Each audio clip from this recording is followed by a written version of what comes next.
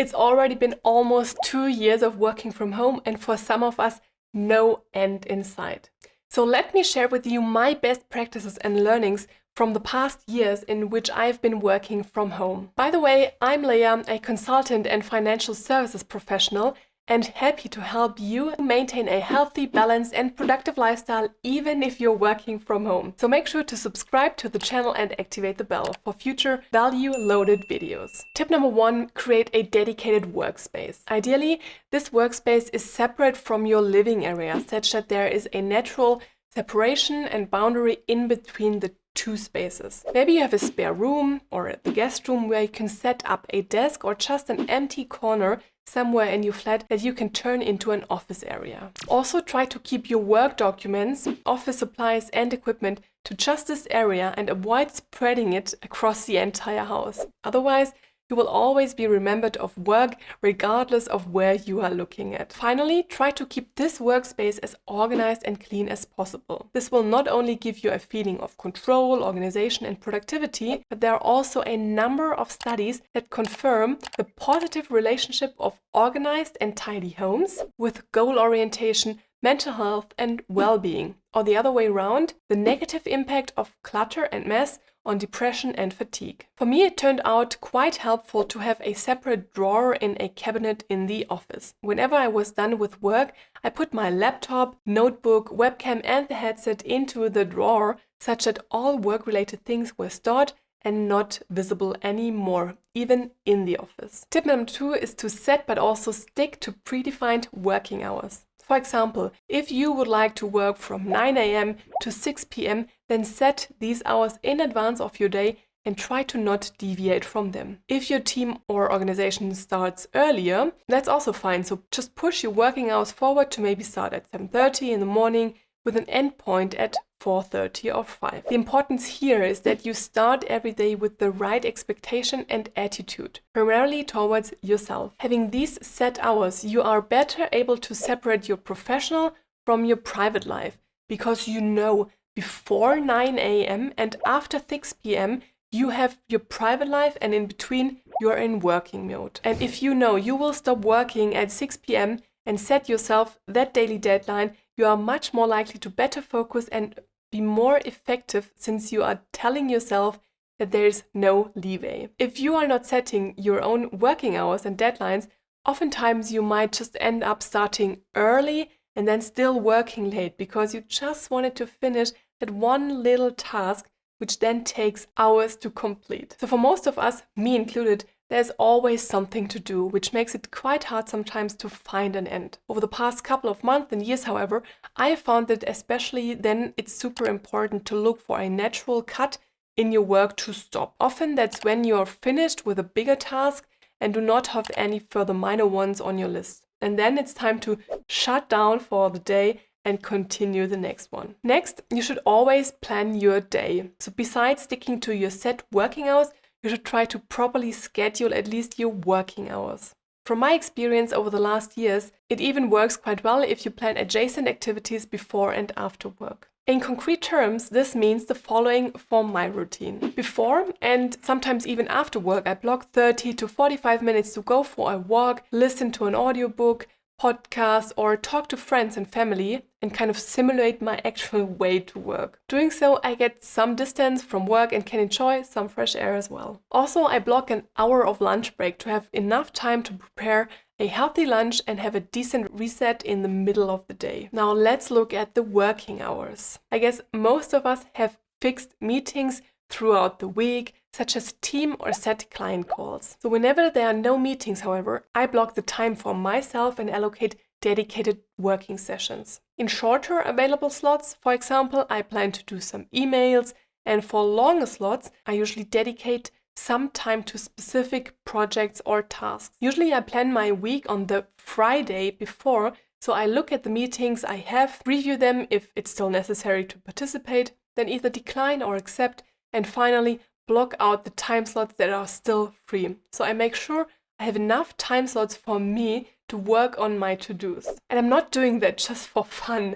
No, there are several advantages to blocking almost the entire day and week. First, your colleagues that can see availabilities in your calendar will not be able to schedule meetings at random that scatter over your entire day. Sometimes there are 30-minute meetings every hour, such that the time in between cannot really be used properly. Now, by blocking longer slots in advance for yourself, you can be sure that they will be yours and not be full with several smaller meetings. Also, by blocking time, you are forced to be productive and avoid falling trapped to the Parkinson's law. This law describes that work always expands to fill the allocated time. So if you block 30 minutes for doing emails, it will take you 30 minutes. But if you block 1 hour for doing emails, it will automatically take you 1 hour. Now, by blocking wisely, you can manage your time, output, and thus efficiency. Finally, by blocking time, you can plan ahead and set your expectations regarding deliverables, as well as also manage those of your colleagues and clients. The fourth tip is to create a daily routine. Hopefully, most of you have realized the power of routines and habits by now.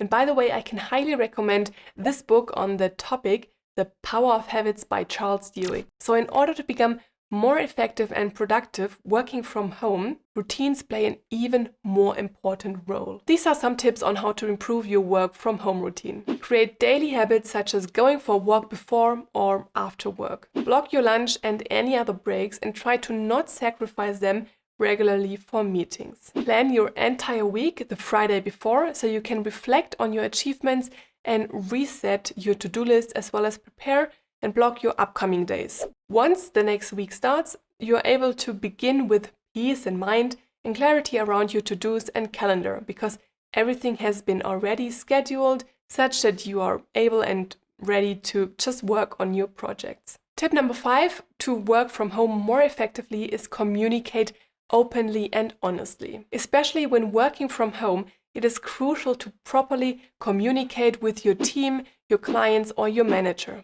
And since everyone can have a different working routine and style, it is important to manage expectations. In particular, this includes communicating your working hours. So if you're working from 7 to 4 or from 8 to 5 or whatsoever, just make sure that's okay with your manager and the team knows about it. Also, communicate your overall availabilities and calendar blockers, making sure that, for example, your blockers are not overbooked or your team knows about upcoming holidays. You should also let the others know about your communication settings and preferences, in a sense that you might want to deactivate Skype, Teams, or turn your phone in flight mode when you have a work block every day for some time where you focus on your projects. So from my experience, all these preferences are perfectly fine and understandable as long as they are compatible with the business need and communicated openly and in advance. I believe that over the past month and years, everyone has become so much more open and tolerant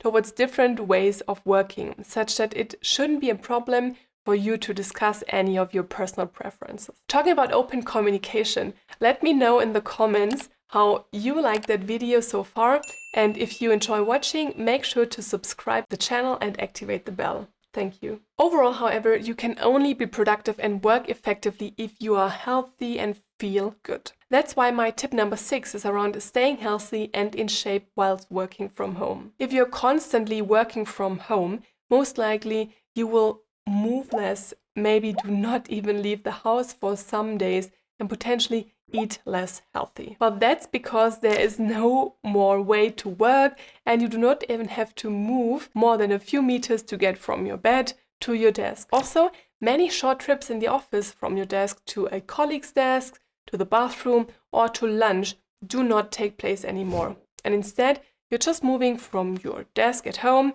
to the kitchen, to the couch, and back to your desk. So the following tips have helped me to counter fatigue and stay healthy even whilst working from home. First, I got into a weekly workout routine with 4 workouts and 1 or 2 cardio sessions per week. I usually do that very early, right after I get up, so I'm done with that already before work, just as I'm doing with my pre-work walk. Additionally, I only buy wholesome foods and ensure I do not have any unhealthy sweets at home all the time, and ensure to drink enough water to keep me hydrated. Finally, make sure to create contrasting experiences to your daily work from home routine. By experiencing and seeing something totally else than your flat or house and your work desk, you can recharge your batteries and get some distance to work back. Especially these days, it is crucial to also focus on the small, everyday highlights that everyone can easily create, such as going out for a walk in the park or the woods, connecting with friends after work or on the weekends, going for a bike ride or a hike,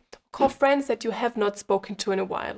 Once recharged and having spent some time off work and your entire work from home environment, you will be able to focus much better on work again and become much more effective eventually. So if you found any of these tips helpful, I'd appreciate if you'd like or comment the video, and as I said, subscribe to the channel for further easy to implement tips that will help you to advance your career. Thanks for your time and watching, and see you next time.